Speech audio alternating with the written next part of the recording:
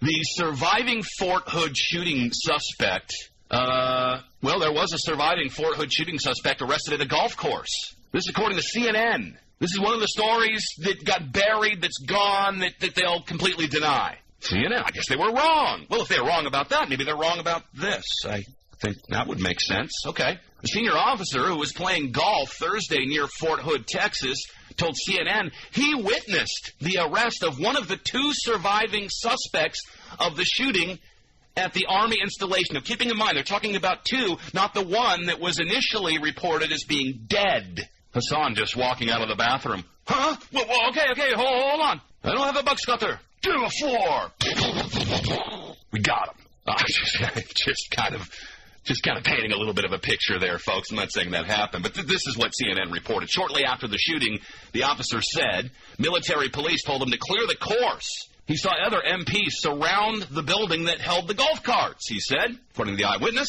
Senior officer said he ducked into a nearby house for cover as 30 or 40 cars carrying MPs approached. We have you surrounded. He said he saw a soldier in battle dress uniform, his hands in the air. Remember, this is what they were initially reporting. These guys were in battle dress uniform. He came out with his hands in the air. The MPs ordered him to lie on the ground and open his uniform, presumably to ensure he was not carrying explosives.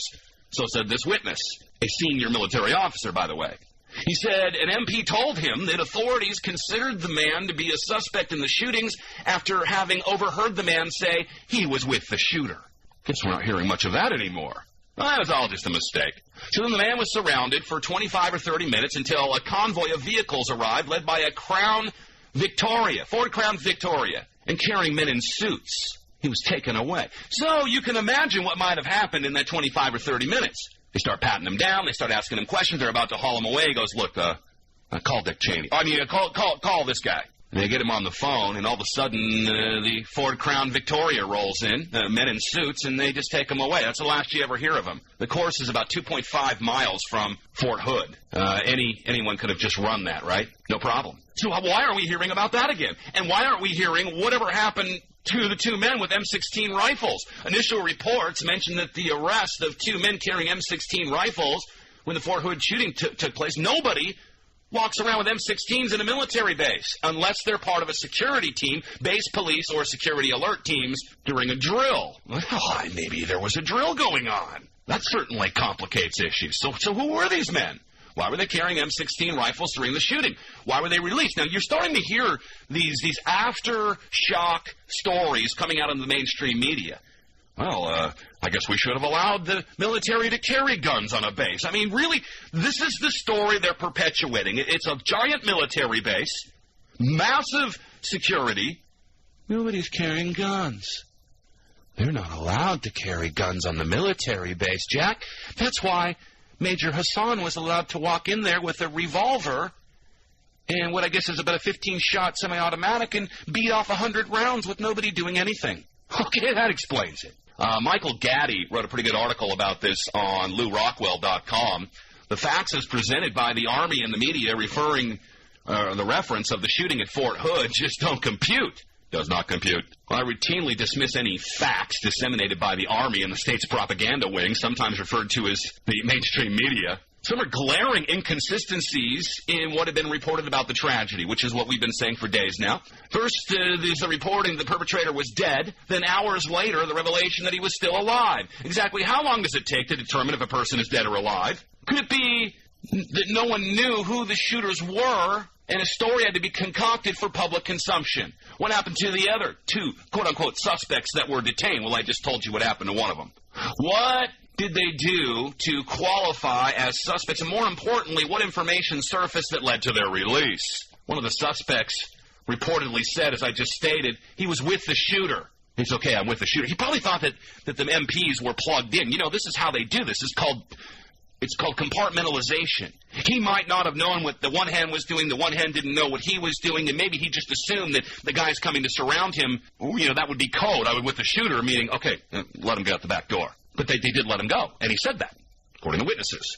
Second is the number of victims from a single shooter. Of course, let's not forget that this shooting did not occur at the mall. It occurred at a military installation where the victims had been trained in military tactics, and some were combat veterans.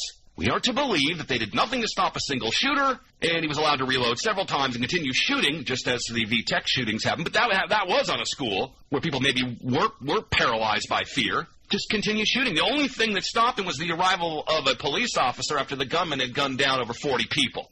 Just how very convenient for the state. A perpetrator who was both anti-war and Muslim just doesn't get any better than that. And this all an example of the following philosophy of Rambo Emanuel on dealing with a crisis. That's right, never let a good crisis go to waste. And then there's the shutting down of the communications in and around Fort Hood for hours.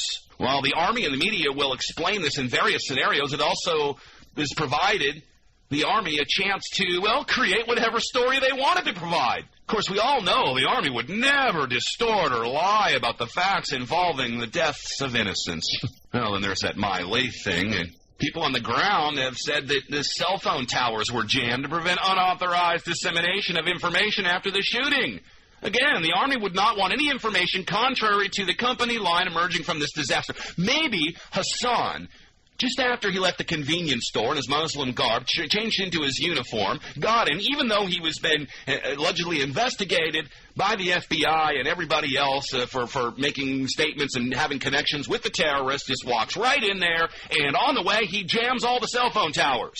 And he personally stops all and controls all information. Maybe that's what happened. It's all too convenient for the Army, the rapid release of negative information related to the alleged shooter. Again, all prepared in a nice little file, waiting for public consumption, much like, again, the suspects of 9/11. It was said he received the negative evaluation report. He had caused red flags, quote-unquote, to be raised some months ago concerning emails. Do we know anything about the any detailed information about the suspects? The caveat was added that it was unclear as to whether the suspect was the author of the emails. Obviously, this is very easy. In fact, I want to warn you out there. By being on the computer, I don't want to scare you, but I want to warn you, being on the computer, somebody very easily could copy your IP address using some barely sophisticated technology and write emails and make it look like you sent them. Yeah, it's not so hard to do.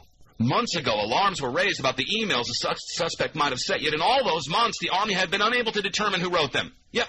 If red flags were in fact raised months ago, why did the Army do nothing? Going back to the 9/11 paradigm, we see the same evidence exhibited. The state had prior warnings but did not act on them. Oh, the intelligence agencies did not communicate effectively. And we could have never guessed that something like this would have happened. And we were surveilling the suspects the entire time. This proves unequivocally that the government is either incompetent or complicit in both events. Well, incompetent is just the great excuse. And if you're incompetent, of course, why is everybody being rewarded? Yet the state would have us all unarmed and depending on them for protection. They can't even protect their own people on a giant military base. I don't think I'm going to be waiting for them to come and protect me. And Barry pledged to get answers to every single question about the event. But he also promised to end the signing statements, a transparent government, and no more torture of detainees, and many more lies. More lies.